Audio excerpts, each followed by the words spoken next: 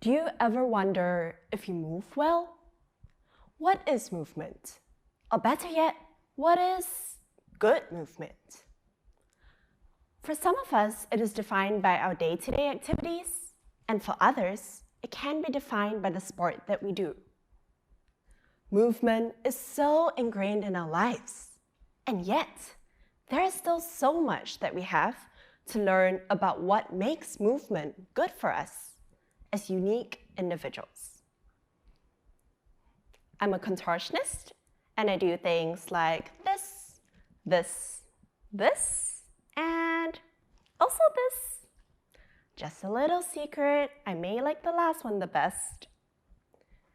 And don't worry, I'll say it for you. Ouch, that looks painful.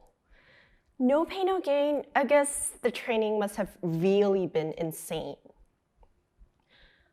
But what if I told you that contortion was actually what changed my mind about good movement? I've always been attracted to the performing arts, and something we've always learned to value as an artistic athlete is flexibility and long, beautiful, clean lines. An oversplit is the goal, and a deep backbend is always desirable. Success is very much frequently defined by these beautiful poses and visual outcomes. But behind such beauty is so very often a lot of injuries and pain.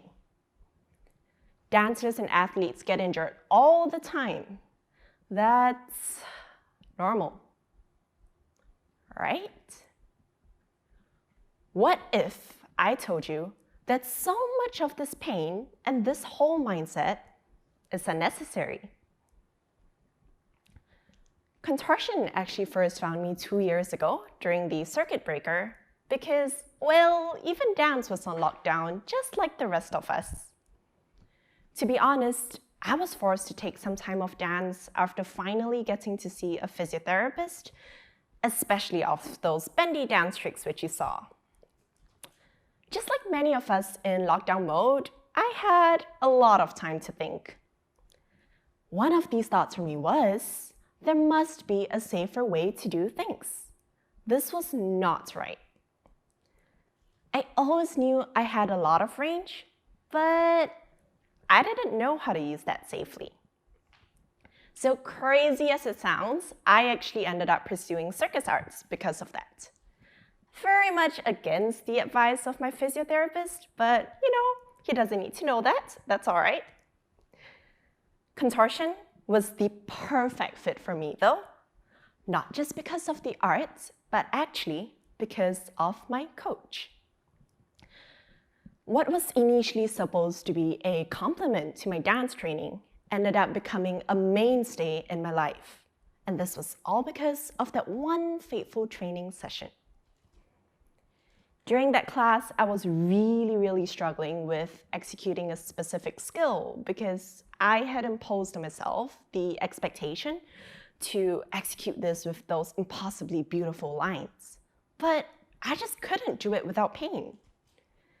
And this was when my coach looked at me and he told me, do what feels right and not what looks right. We've always been told, move bigger, jump higher, arch your backs more. The right form looks like this. An oversplit is considered someone's success, even if their knees hurt for the rest of the week. A weightlifter would consider lifting a heavier weight a goal achieved, even if his lower back hurts after that. This whole journey ignited a desire within me. I wanted people to understand that what actually matters in movement is the safety in execution, not just the completion of the skill itself. And I wanted people to know that movement does not have to hurt. This whole common mindset of normalizing pain and even glorifying people's ability to push through it was not right, and I wanted to do what I could to change that.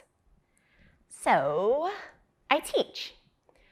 I teach so my students can achieve whatever that they want to in the safest possible way.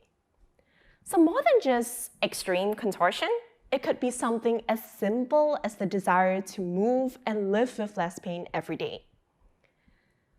I adopt a sensation-guided approach, so my role as a coach is actually to guide my students in their journey in redefining their relationship with movement and pain.